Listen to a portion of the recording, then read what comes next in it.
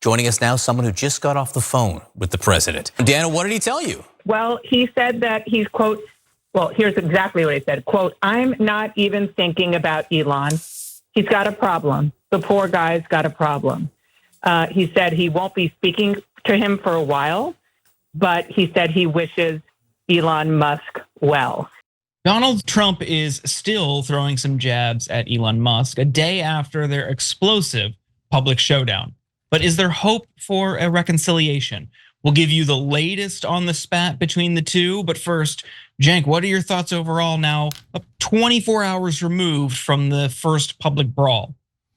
I'm not thinking about it. I just know that Elon's got a big problem. You know what I mean? New York Times story about the ketamine. I mean, I'm not thinking about it. I just say he's got a problem. Okay, so these guys have too big an ego to just let it go. So there's a lot more where this came from. And I think the super interesting question is, how do they move forward? Do they pass a bill? Do they not pass a bill?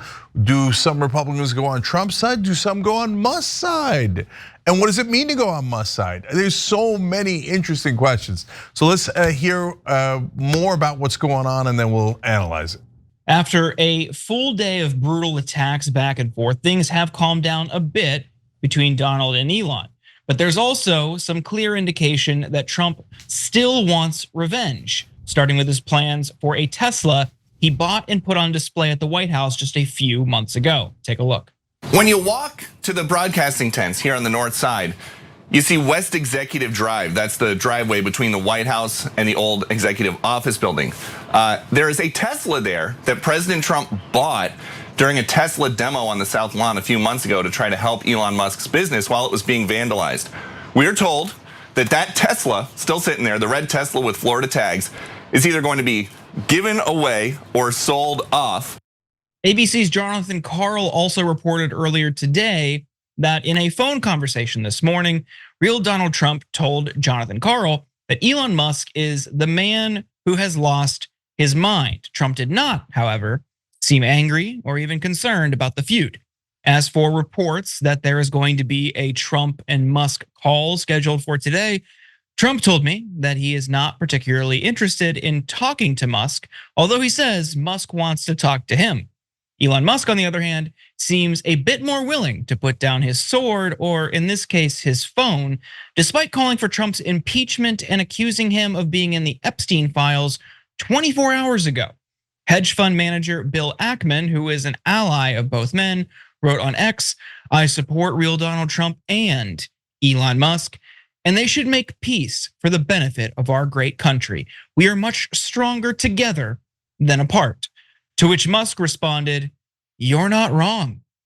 In addition, after originally threatening to decommission a SpaceX capsule called Dragon that's used to take astronauts and supplies to the ISS, he walked it back. You can see this exchange here. "This is a shame, this back and forth. You are both better than this. Cool off and take a step back for a couple days." And he said, "Good advice. Okay, we won't decommission Dragon." However, Elon is still speaking out about the spending bill that started this whole fight in the first place and has reposted predictions that Republicans will lose in the 2026 midterms. So, Cenk, my question to you is, will this feud ever be resolved? Yeah, that's a great question. I really don't know. Again, it's not a statement I make often on the show. I don't know. But they have two giant egos. On top of that, they're both deeply unstable. They're constantly flying off the handle. I mean, Trump's the king of that, right? Normally, this time Elon definitely started the fight. And then you look at that story that the New York Times had about. Now, look, it's impossible to know what to believe and trust, and I know the New York Times is sometimes very accurate and sometimes not at all accurate. But their reporting is that Elon's taking a significant amount of drugs, right? Not a little, but apparently a lot daily, right?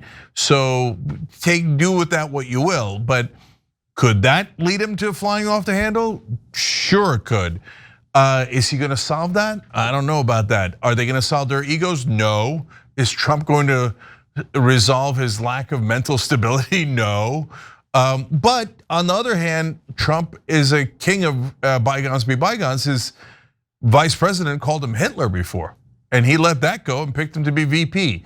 So you never know, right? But overall, to me, one of the interesting things about this is like, yeah, okay, we're all talking about the cat fight, but what are you going to do with the bill? Is Elon right that there's not enough cuts? I don't agree with that. I think there are too many cuts. Is he right?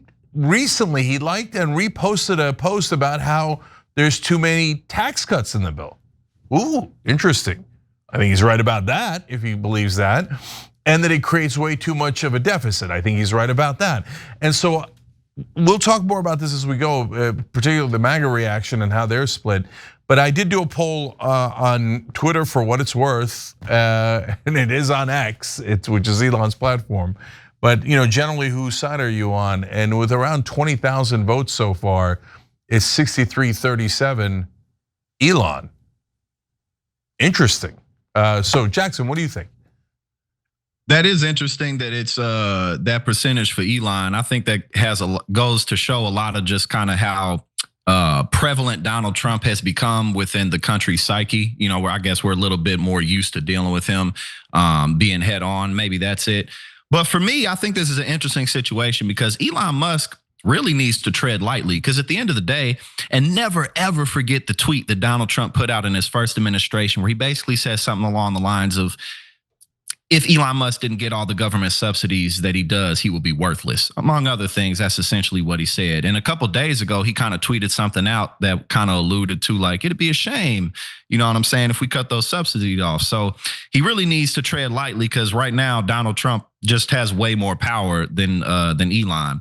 Also, Elon Musk is in a bad position when it comes to the companies that he's the CEO of, because as we know, he didn't invent these products. And as you pointed out, he's on a whole cocktail of drugs. It's not like he's just, I got a little bit of a coke problem. He got an everything problem all day.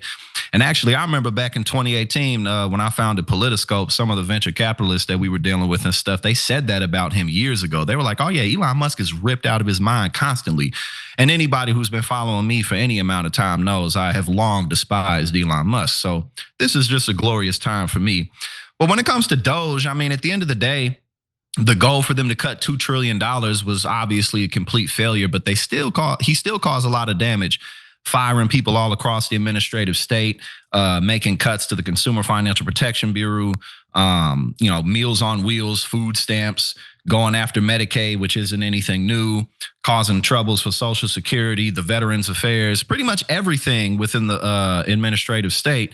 They're trying to gut it, which again is nothing new. But overall, Elon Musk has been a failure in his position, and he should probably take it easy a little bit before he loses his subsidies. Cenk, I think you touched on it. I think you hit the nail on the head in what you touched on in the first part of your comments. I think if we're going to talk about whether or not these two can reconcile, it depends on their egos. And if their egos continue to get in the way, I don't see a stable path forward where they can live in harmony. This is what fueled it. You saw Musk bringing up the Epstein documents and Trump talking about cutting Elon's contracts. I mean, they're both getting to what they know will get under each other's skin. The right, as we'll get into in our next block, has tried to spin this as two guys debating. None of that has anything to do with policy or differences of political opinion. It is, how do I hurt you the most? And for Musk, it is his value. It is his share prices. It is tens of billions of dollars in government funds flowing into his companies. And for Musk, going back at Trump, you're in the Epstein documents. Neither of those two things come from people, or neither of those are positions from people who mean well in this argument. So I hope they continue. I hope they continue fighting, because it fractures the right and then also sets up an environment for the midterms where Elon Musk, out of spite, funds primary challengers and weakens Republicans going into the general. So I'm all for it. I hope they continue fighting. Yeah. Before we move on, Cenk, anything else you want to add? Yeah, real quick, couple of things. So first of all, I said I'm not in favor of the cuts. I want to be clear. I would be in favor of cuts to the Pentagon and to all the corporate subsidies that we give for no reason at all. I'll never understand why the American taxpayer has to subsidize some of the richest corporations in the world. I think, in terms of how it's going to go from now on, certainly the early indications are very, very bad, because Laura Ingraham was on the air yesterday, and I think it was with Charlie Kirk, and he's like, oh, things might be fine, et cetera. And then Laura Ingraham was like, my sources are telling me that the damage is, quote, irreparable, right? And so here's one more thing that if they cut it, then that cord between Trump and Musk becomes more irreparable. If Donald Trump follows through on his promise of cutting not just Elon Musk subsidies, but the contracts he has with the government, well, then we're gonna have a huge, huge war that continues for a long time. And I don't know how that war ends. And by the way, the most important part of this might be a thing that nobody's talking about, which is Golden Dome. So Elon Musk was trying to get hundreds of billions of dollars for his companies through that nonsense Golden Dome project. Now, if he costs himself that by doing these attacks, Jackson might be right that Elon's will get hurt a lot more than Trump in the long run. But having some significant portion of his base question him is a first for Trump. It's not that, as I've been saying all along, in this second term took a lot of flack for it, but as you can see, it turned out to be true that no, a lot of people will disagree with Trump going forward. Even I didn't expect this kind of spectacular disagreement and in World War III this early, right? But yeah, they were willing to disagree. But since this is World War III, this is not, oh my God, Tucker Carlson and Mark Levin are fighting, and hey, somebody's disagreeing with Trump here and there. This is a giant break in MAGA, and that can't be good for Trump either. And then finally, it's tough to come back from that Epstein document line. It's super tough, right? Because, and I think that Elon probably, since he's a child, couldn't wait to use that line, right? And he was probably boiling over on not getting the electric vehicle subsidies this whole time and a couple other things that he wanted, the NASA administrator, et cetera, right? And he was getting angrier and angrier. And these two can't contain themselves. So I guarantee you he had it in his mind for weeks. Oh, I can't wait to tweet about Epstein if he messes with me enough. And so then he does, but then oops, that bridge might be so burned that it just doesn't exist anymore. So we'll see. And look, to Jordan's point on where do we fall out on this? For me, it's always about policy. So if it kills the bill that was going to put another at least $2.4 trillion on the debt and give the rich at least another $1.7 trillion for no reason, that's just people making above 500,000, let alone all the other goodies in there.